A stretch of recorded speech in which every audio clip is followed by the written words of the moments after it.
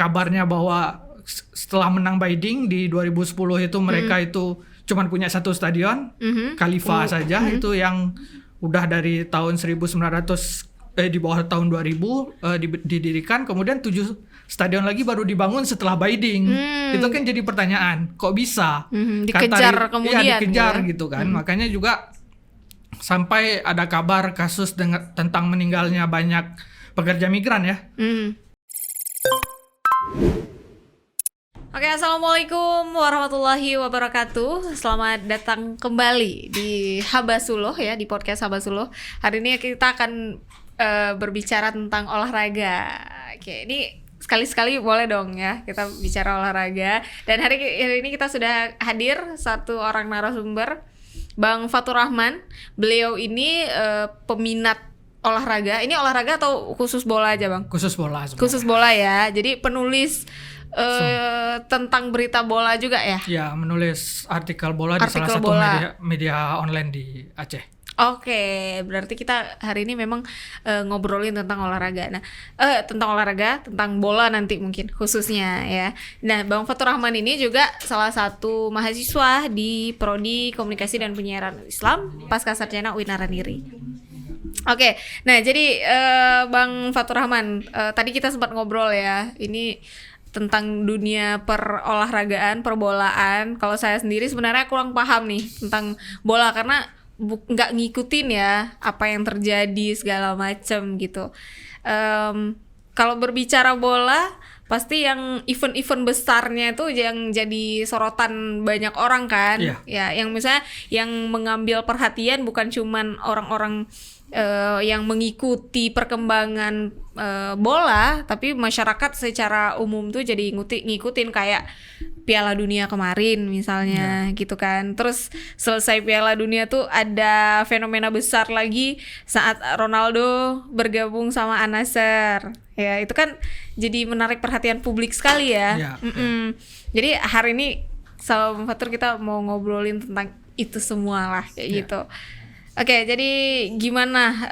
Kenapa sebelum kita ngobrol nih, kenapa tertarik ngulik-ngulik masalah bola olahraga gitu? Kalau awal mula memang hobi ya, hobi nonton bola. Dari kecil itu, dari SD itu udah mulai nonton bola memang.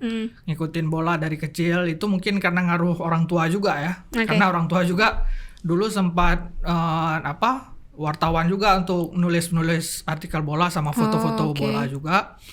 Kemudian ngikutin, kemudian karena dilihat antusiasnya sama sepak bola itu semarak gitu, maksudnya senang sekali dengan itu, akhirnya diajaklah sama salah satu pimpinan di dulu acehpost.co itu untuk nulis pertama di Piala Eropa 2012 ya, Ukraina Polandia waktu itu. Jadi nulis selama 1 bulan itu, nulis preview pertandingan. Jadi analisa sebelum pertandingan gitu. Jadi bagaimana nanti permainan yang akan tersaji, siapa-siapa pemain, kemudian taktiknya seperti apa itu kan.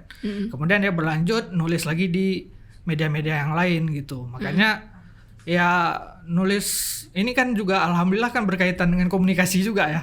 Karena saya kan lulusan komunikasi di salah satu universitas juga di Aceh sebelum sekarang di KPI.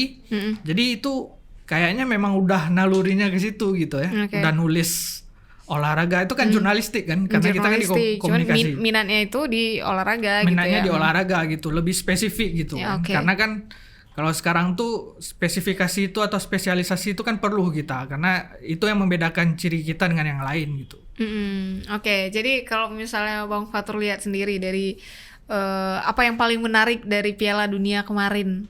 Kalau Piala Dunia kemarin kan udah pasti orang-orang akan ingat bahwa itu masa terakhirnya dari Ronaldo dan Lionel Messi ya. Karena bisa jadi di 2026 di Amerika, Kanada, Meksiko itu mungkin belum tentu mereka akan main lagi gitu. Karena umur mereka udah mungkin akan menginjak 40 tahun gitu kan. Tapi itulah yang membedakan, karena banyak sekali hal yang tidak disadari sama orang sebelumnya gitu, bahwa Piala Dunia Qatar ini kan ini pertama kali di Arab. pertama kalinya di Arab gitu kan. Iya. Belum ada negara-negara Arab yang Jadi tuan tuan rumah gitu kan. Karena sebelumnya itu ya selalu negara-negara yang identik dengan sepak bola gitu. Misalkan Brazil, misalkan Jerman. Kemudian memang ini salah satu hal yang menarik karena sebelumnya itu udah ada Afrika Selatan kan, untuk pertama kalinya di benua Afrika gitu. Kemudian sekarang di Arab gitu kan. Jadi itu tuh bagaimana FIFA itu bagaimana menjangkau pasar-pasar yang baru gitu. Bukan hanya sekedar negara-negara yang udah fanatik sama bola, tapi negara-negara yang punya keinginan menuju ke fanatik ke bola itu bisa juga ikut gitu. Walaupun memang kontroversinya kan banyak. Kontroversi tetap ada. Kontroversi tetap ada, dan dibilang bahwa itu adalah Piala Dunia termahal kan dalam sejarahnya gitu kan. Dengan yang kabarnya bahwa setelah menang Baiding di 2010 itu mereka itu cuma punya satu stadion, Khalifa saja, itu yang udah dari tahun 1900 di bawah tahun 2000 didirikan, kemudian 7 stadion lagi baru dibangun setelah Baiding. Itu kan jadi pertanyaan, kok bisa? Dikejar kemudian. Iya, dikejar gitu kan. Makanya juga sampai ada kabar kasus tentang meninggalnya banyak pekerja migran ya.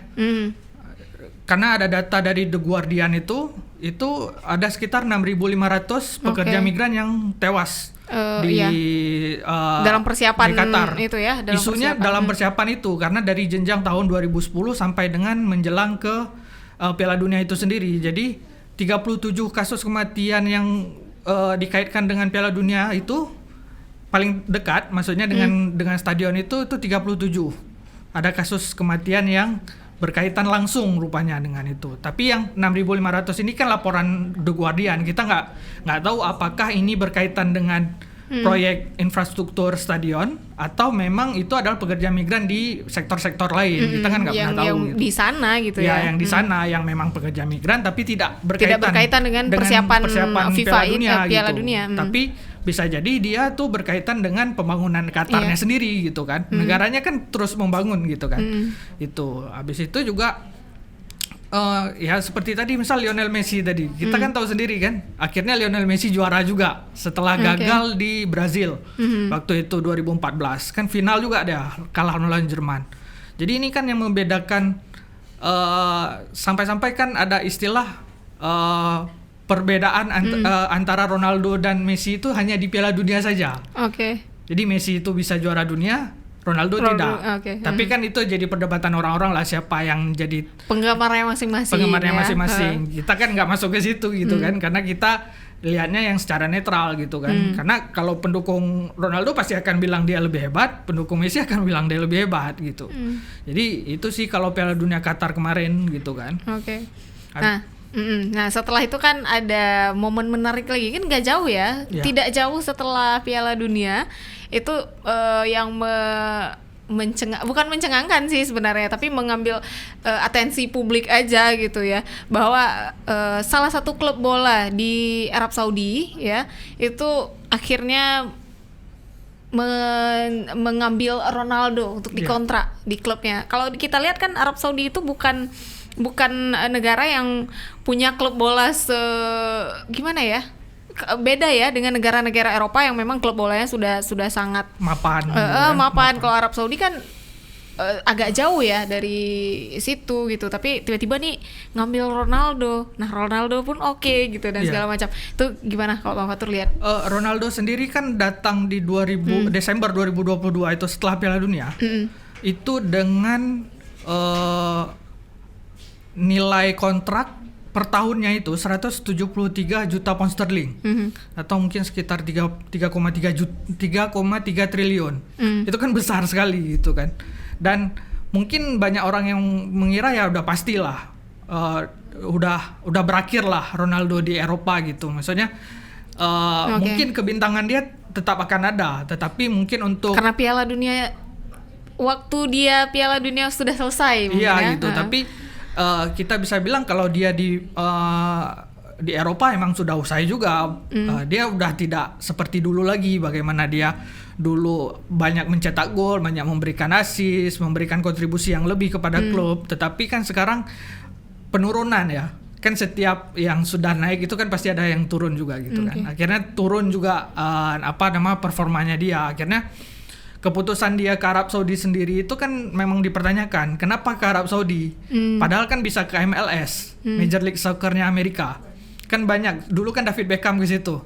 2007, kemudian ada Thierry Henry, Zlatan Ibrahimovic, Wayne Rooney segala macam. Itu kan memilih pensiunnya bermain bola di negara di Amerika Serikat dengan fasilitas yang mewah juga gitu kan.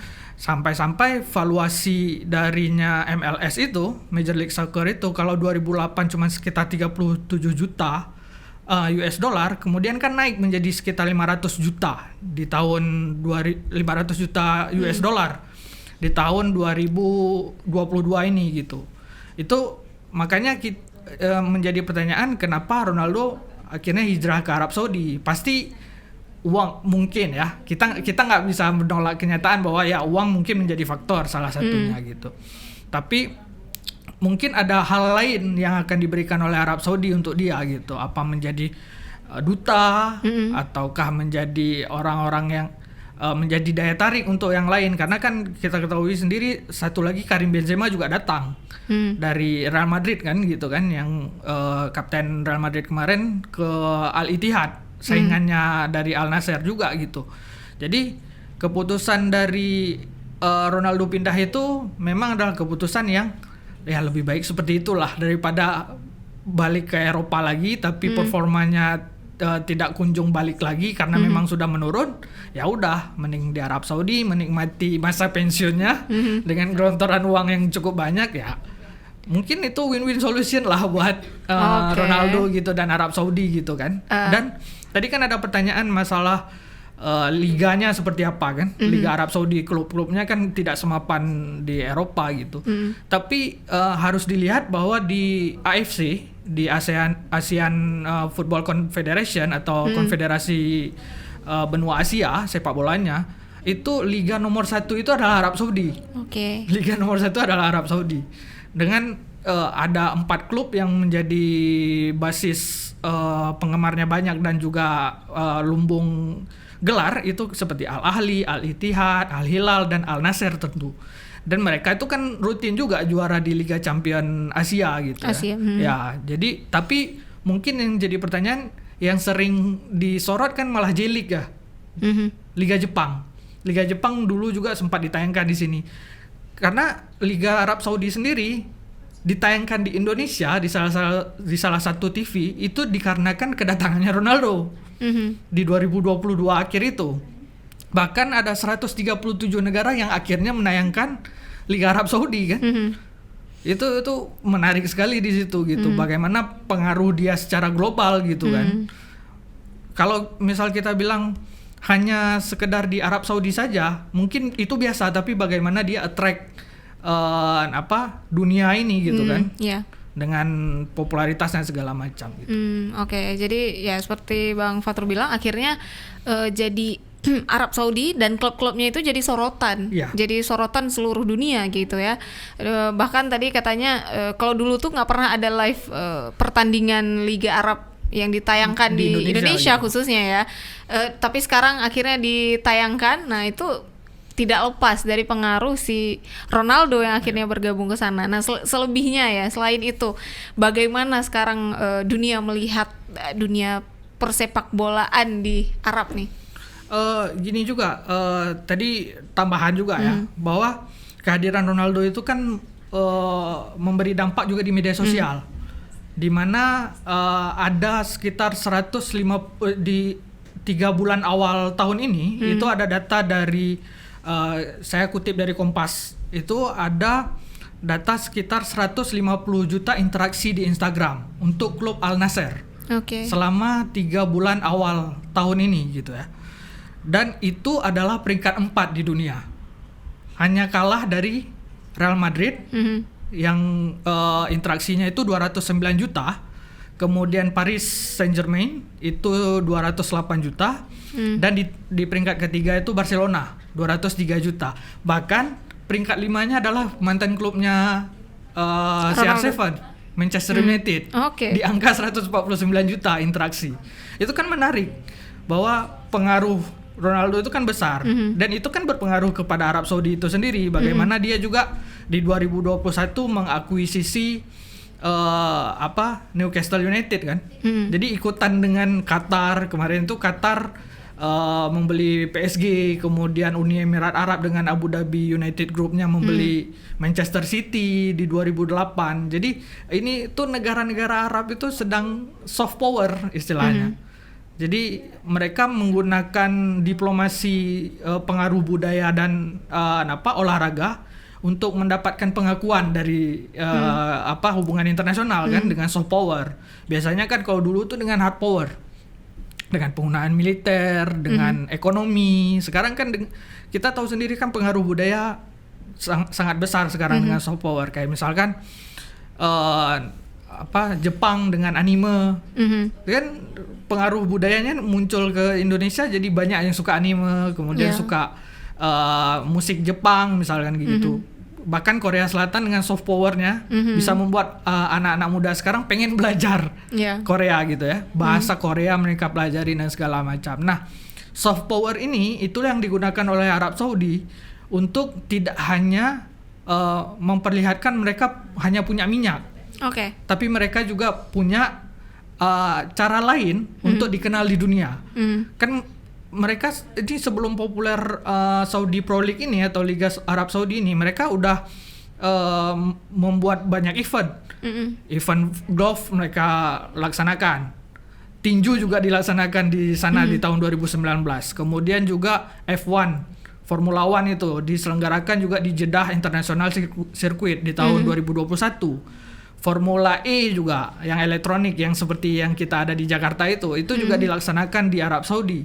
Jadi bukan hanya sekedar di sepak bola. Jadi Arab Saudi itu memang lagi memperkenalkan diri ya dengan dunia olahraga gitu ya. Karena mereka tuh punya visi 2030 di mana mereka dikenal bukan hanya dengan kekuatan minyaknya saja. Karena gini, kan ada istilah orang kaya semakin kaya. Itulah yang terjadi dengan Arab Saudi, Qatar, dengan Abu Dhabi. Jadi ketika mereka menghasilkan kekayaan yang tidak berseri itu dengan minyak-minyaknya itu, mereka putar uang lagi. Mereka putar lagi uangnya itu ke bidang-bidang yang lain. Sehingga uang itu tetap aman di mereka. Tidak terbuang percuma gitu kan.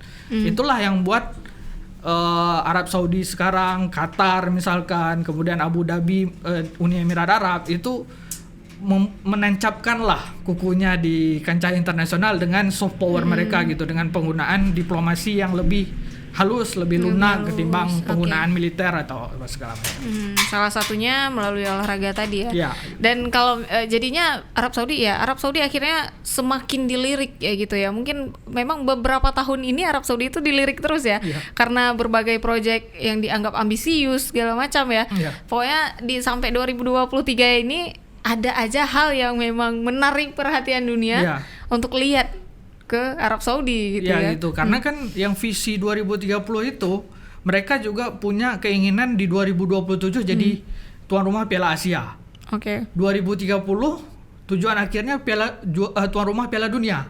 Jadi masih ada yang harus dikejar lagi sama mereka. Mereka nggak mau kalah dengan Qatar gitu kan. Qatar kan sudah duluan, sudah 2022, nanti di 2024 Januari mereka juga Piala Asia lagi gitu. Jadi ini kan kejar-kejaran ya antara sesama negara Arab untuk membuktikan bahwa mereka itu mampu gitu untuk menyelenggarakan event-event besar ini gitu. Dan itu nggak ada yang salah, tapi mungkin yang jadi pertanyaan kan beberapa orang menyatakan bahwa itu kan sport washing ya.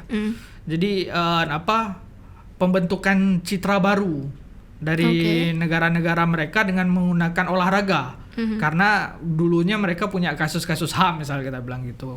Contoh misal Arab Saudi dengan di 2018 yang kasus Jamal Khashoggi ya. Itu kan jurnalis Washington Post, dia kan dikabarkan dibunuh dan dikaitkan dengan Arab Saudi, dengan kerajaan Arab Saudi yang walaupun sampai dengan sekarang kita belum tahu bukti jelasnya gitu. Tapi dari NGO misalnya Amnesty International mengatakan bahwa dengan mereka menyelenggarakan major event internasional seperti itu kan salah satu cara menutupi atau mengalihkan perhatian dari itu gitu. Makanya sport washing itu di situ kan, bagaimana individu-individu, kelompok-kelompok, kemudian korporasi atau negara bangsa menggunakan olahraga untuk meningkatkan citra atau memperbaiki citra mereka karena kasus-kasus yang selama ini terjadi gitu, terutama kasus pelanggaran HAM gitu. Jadi ada yang mengatakan seperti itu ya. Terlepas itu entah apa yang ini, tapi jadi gimana nih yang dilihat sama Bang Fatur sendiri ya sebagai pengamat dunia bola dan juga olahraga ya. Gimana jadi persepak bolaan Arab Saudi saat ini kayak gitu. Dan di Asia khususnya ya. Kalau misalnya mungkin yang paling tersorot itu memang kalau dunia sepak bola itu kan Eropa gitu ya. Jadi dengan ini Arab Saudi kayaknya ada yang menguatkan dan semakin cemerlang. Gimana nih persepak bolaan Arab Saudi dan juga Asia saat ini? Kalau misalkan kita bilang persepak bolaan Arab Saudi ini saya kan nggak terlalu nggak terlalu ngikutin sebenarnya Arab Saudi ini. Tapi akhir-akhir ini kita kan mau tidak mau mengikuti ya. Karena saya sebelumnya lebih ke liga-liga Eropa. Tapi kalau kita lihat memang dengan hadirnya pemain-pemain top nantinya, itu kan termasuk juga wasit-wasit top Eropa juga ada ke situ. Michael Oliver yang dari Inggris itu juga menjadi pengadil di salah satu pertandingan Al Nassr waktu itu. Gitu. Dan kemudian ada juga Daniel Orsto, dia tuh salah satu wasit yang menangani Daniel Orsato. Dia wasit dari Italia juga gitu. Jadi bukan hanya sekedar pemain top saja, tapi perangkat pertandingan pun diimpor gitu bilang gitu kan dari Eropa gitu. Jadi kan peningkatan kualitasnya kan semakin dikencangkan sama mereka gitu, sama Arab Saudi. Bahkan ketika dulu saja awal Park itu stadionnya Al Nassr itu dulu itu kapasitas yang paling banyak yang nonton itu cuma 8.300. Tapi sekarang tingkat okupansinya itu semakin naik sejak ada Ronaldo. Jadi dari 25.000 total kapasitas stadion itu 17.000-nya udah terisi. Jadi kan lumayan naik gitu ya. Jadi sekitar 70%-an itu terisi gitu. Kapasitas stadion itu kan pengaruhnya cukup besar gitu. Habis itu ini tuh nggak lepas dari perannya Public Investment Fund. Itu adalah konsorsium yang didanai oleh Arab Saudi sendiri, oleh kerajaan Arab Saudi. Mereka yang pegang sendiri. Nah, itu kan mereka itu mendanai untuk 4 klub.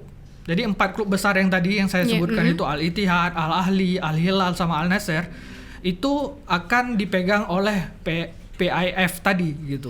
Dipegang sama mereka, sekitar 75% mereka pegang, kemudian sisanya 25% akan dipegang oleh Yayasan Nirlaba dari masing-masing klub itu. Jadi klub-klub itu akan diberikan dana yang cukup besar untuk membawa pemain-pemain dari Eropa, pemain-pemain top. Mulai dari pemain yang grade A, yaitu yang mungkin sekitar nilai kontraknya 200 juta euro, sampai yang grade di bawahnya itu yang dengan nilai kontrak sekitar 100 juta euro. Jadi ini kan jor-joran ya, maksudnya mereka berani keluar banyak uang gitu untuk niat untuk menaikkan pamornya gitu, karena mereka juga punya target. Sekarang kan mereka ini Liga Arab itu yang saya ingat datanya itu mereka untuk di dunia itu mereka di peringkat 28 liganya. Jadi masih jauh dengan target mereka yang dikabarkan mereka itu pengen berada di angka menjadi 10 liga terbaik di dunia. Jadi itu mereka punya target. Jadi kalau misalkan kita bilang ini buat apa hambur-hamburkan uang, beli pemain dan segala macam, tapi mereka ada target ada yang memang jelas. ambisius gitu ya. Ada visi jelas. Karena kan kita bisa lihat ada beberapa klub yang ya udah mereka jor-joran beli pemain, tapi nggak jelas gitu. Yang penting pamornya naik aja. Habis itu nggak ada tujuan akhir gitu. Kalau Qatar kan jelas dari awalnya membeli PSG kemarin, kemudian negaranya jadi tuan rumah Piala Dunia, kemudian jadi Piala Asia juga. Sekarang kan Arab Saudi pengen juga seperti itu. Jadi mereka itu bukan sekedar membuang uang saja, tapi punya visi jelas. Punya visi jelas ya. Punya mau dibawa kemana ini turnamen-turnamen ini gitu. Oke, dan akhirnya memang ya kita menarik ya. Akhirnya dunia sepak bola, dunia olahraga yang digunakan sebagai soft power oleh negara-negara ini untuk kemudian cemerlang gitu ya di pandangan, di mata dunia kayak gitu ya. Karena kan sekarang tuh udah ditinggalkan lah yang istilah hard power itu ya. Iya. Maksudnya penggunaan militer, bahwa kita punya artileri adu yang juga kekuatan militer gitu, punya pesawat yang banyak, pesawat tempur, punya tank segala macam. Habis itu misal kalau hard power yang ekonomi sih masih ya. Terakhir kita tahu sendiri Rusia itu ya, semenjak kejadian invasi ke Ukraina kan mereka kena sanksi ekonomi. Itu kan salah satu hard power dari negara-negara kuat untuk mensanksi dia gitu. Tapi cara-cara itu malah agak sulit untuk dilakukan terus-menerus gitu, karena itu kan caranya memaksa gitu kan. Tidak ada hal yang baik lah, kesannya nggak baik gitu. Tapi kalau soft power itu kan pengaruh budaya, misalkan musik yang dari luar datang ke Indonesia gitu, jadi orang tertarik. Bahkan sekarang anak-anak muda sekarang belajar bahasa bisa dari musik Korea contohnya gitu Korea ya. Misalkan kita bilang gitu. Kemudian di sekolah-sekolah juga belajar bahasa Inggris itu kadang-kadang ngisi lirik yang kosong. Itu kan ada tuh. Jadi pelajaran listeningnya itu dengan musik gitu-gitu ya, dengan film segala macam. Jadi soft power itu sekarang penting gitu kan. Korea dengan budayanya segala macam. Misalkan BTS bisa ke Amerika segala macam. Itu kan pengaruhnya luar biasa gitu. Dan itulah yang mungkin di Indonesia harus seperti itu juga. Kalau bisa, ini kita nggak bilang sepak bolanya, tapi maksudnya secara umum. Kita kan bisa menampilkan budaya-budaya kita yang lebih beragam, kan lebih beragam ketimbang orang-orang di luar sana gitu kan, dengan tarian kita, dengan misalkan musik-musik kita dengan penggunaan alat tradisional kan, musik tradisional itu kan yang mampu menjangkau gitu, yang bisa gitu. dilihat dunia. Contohnya Qatar sendiri lah, setelah menjadi tuan rumah Piala Dunia gitu ya. Sekarang kan orang-orang, dan pada saat Piala Dunia pun orang-orang jadi tidak kaku kan dengan negara Arab gitu kan. Mungkin sebelumnya anggapan terhadap negara Arab itu kan agak gimana ya kalau di mata orang Eropa dan sebagainya. Tapi setelah Piala Dunia kan jadi lebih soft kayaknya ya dipandangnya gitu. Jadi itulah mungkin salah satu yang membuktikan bahwa apa yang dibilang sama orang lain tentang tidak pantasnya Qatar menjadi tuan rumah Piala Dunia kan terbantahkan ya setelah berhasilnya digelar. Digelar gitu kan, dengan hiruk pikuk dengan segala macamnya gitu, yang pembatasan terhadap alkohol misalkan gitu. Akhirnya bisa kayak gitu kan. Akhirnya ya sudah berjalan dengan lancar saja gitu. Padahal kita bilang apa yang mau dihasilkan oleh Qatar sebenarnya secara tourism kan tidak ada terlalu seperti negara-negara yang alamnya bagus segala macam. Ini kan cuman gurun dengan perkotaan yang dibatasi lagi hal-hal tertentu gitu ya. Dibatasi dengan hal-hal tertentu, tapi dengan penyelenggaraan Piala Dunia itu kan kita bisa lihat sekarang Qatar dipandang lebih baik gitu kan. Kemudian negara-negara Arab lainnya juga gitu kan, bahwa mereka mampu gitu. Karena kan penyelenggaraan event ini kan bukan dari satu pihak si Qatarnya aja, tapi kan negara-negara yang jadi peserta juga ikutan gitu kan. Mereka kan bercerita tentang bagaimana proses di sana segala macam. Itu yang membuat Qatar sendiri kan akhirnya dipercaya lagi jadi tuan rumah Piala Asia akhirnya nanti 2024 Januari gitu. Oke, luar biasa ya. Ini waktu kita kayaknya udah setengah jam juga nih. Iya. Perbincangan ya, nggak terasa nih ngomongin sepak bola, olahraga, soft power, dan ya ada sport washing tadi. Ya. Mungkin ada sahabat Habasulo yang baru mendengar nih. Oh ternyata ya. Tapi terlepas ya apapun itu, dunia olahraga ini memang selalu menarik ya, apalagi dunia sepak bola emang selalu menarik untuk diikuti, dikulik dan sebagainya, walaupun terlepas dari berbagai isu di belakangnya sport washing tadi dan pokoknya Oke, terima kasih banyak lah Bang Fatur sudah Ya, berbagi terima kasih, bersama kita hari ini. Nanti mungkin ke depan bisa kita buat part-part selanjutnya ya, ngomongin bola, ngomongin olahraga, mungkin dengan isu-isu yang lebih menarik lagi. Terima kasih juga untuk sahabat Habasulo yang masih mengikuti podcast Habasulo.